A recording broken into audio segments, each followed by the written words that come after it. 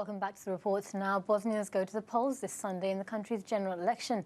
But is it set to bring disappointment? Many of the 3.3 million registered voters are disillusioned, and Sadiya Chowdhury now explains they want much needed change almost 20 years after the end of the 1992 to 1995 war.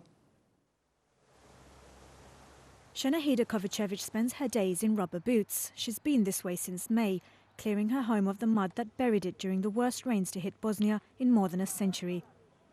To help the country recover, $1 billion in aid were pledged by international donors. Out of that, Shanahida, her mother and the 3 brothers she lives with received a couple of doors and windows, which didn't fit. Mi smo više psihički otišli. Ja na početku nisam ni plakala ni ništa. A sad kad god pričam nešto, same suze idu više. With presidential and parliamentary elections this weekend, the unemployed war veteran echoes an increasingly common accusation against Bosnia's much maligned political class.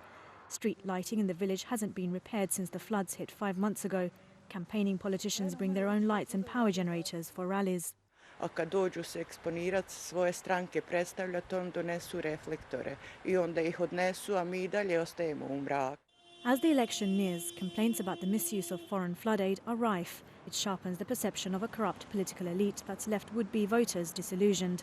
The country has been governed along ethnic lines since the war of the 1990s. The war had claimed 100,000 lives and split the country into 2 autonomous regions, the Serb Republic and the Bosniak Croat Federation. They're linked only via a weak central government.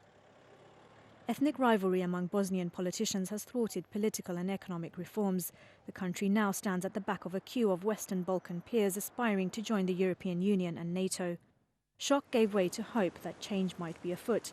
Britain warned of a wake-up call for Europe to address a post-war system of ethnic power-sharing in Bosnia between Orthodox Christian Serbs, Catholic Croats and Muslim Bosniaks. Any change that followed, however, was largely cosmetic. Ad hoc popular assemblies sprang up after the protests, but whittled out with disappointment. To many Bosnians, Sunday's election represents little more than a case of rearranging the deck chairs on a sinking ship. The ethno-territorial structure of this country makes it inherently unstable. As long as it has that structure, this country's living on borrowed time. So I think you need to get beyond the Dayton structure to actually have a stable, self-sustaining country. This election isn't going to get us any closer to that goal. I don't really see any credible advocacy for an alternative, even by people who say they're advocating for change. So in terms of the results of this election, however that comes out, I don't think you're going to see any noteworthy progress, let alone transformative results out of these elections. Over 3 million people are registered to vote, and they'll choose officials for 518 posts in Bosnia's 6 layers of government. These include the country's 3-person rotating presidency, the national parliament, 2 regional parliaments and 10 cantonal assemblies. It's a system devised by US negotiators during peace talks to end the Bosnian War in 1995. While it silenced the guns, the accord left the country deeply divided and dysfunctional. Bosnia has since been ruled by parties built along ethnic lines with seemingly opposing visions of their country's future. Serb leaders want to secede, Croats say they should have their own entity within Bosnia, and Bosniaks want a strong united state. Policy is frequently fragmented and corruption is rife in an economy already struggling with unemployment of 40%. The level of public discontent is extremely high.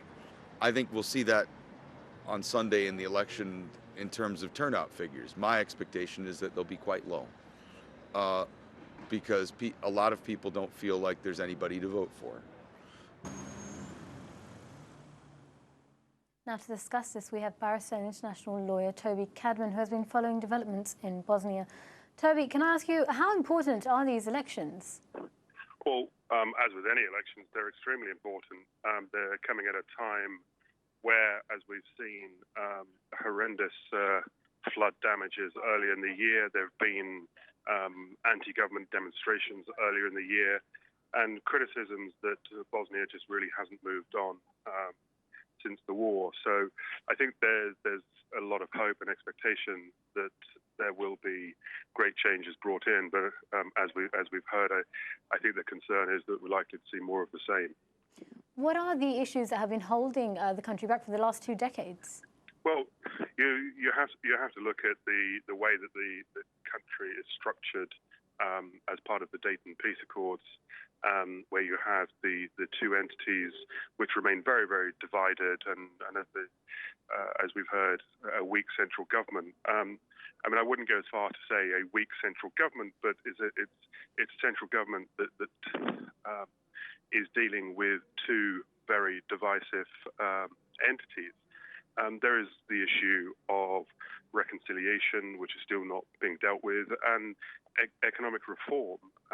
One of the concerns is that the peace process hasn't really addressed the two main concerns, namely reconciliation and economic reform. And individuals are not in a better position now.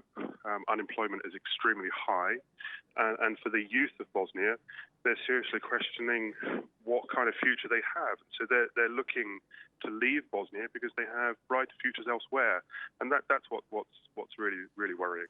Are there any candidates that you think could put an end to some of the tensions that we see in Bosnia? No. Unfortunately, none have emerged. There are still very clear strengths in the nationalist parties. Those, shall we say, independent political faces have tried to make change, like with the SDP, which is not aligned to any ethnic group. But there isn't really that level of independent voice that you would hope to see 20 years after the war. I mean, issues are still largely drawn along ethnic lines, and that's one of the true failings of the international community in bringing an end to the conflict. Before we move on, Toby, what are your expectations for Sunday?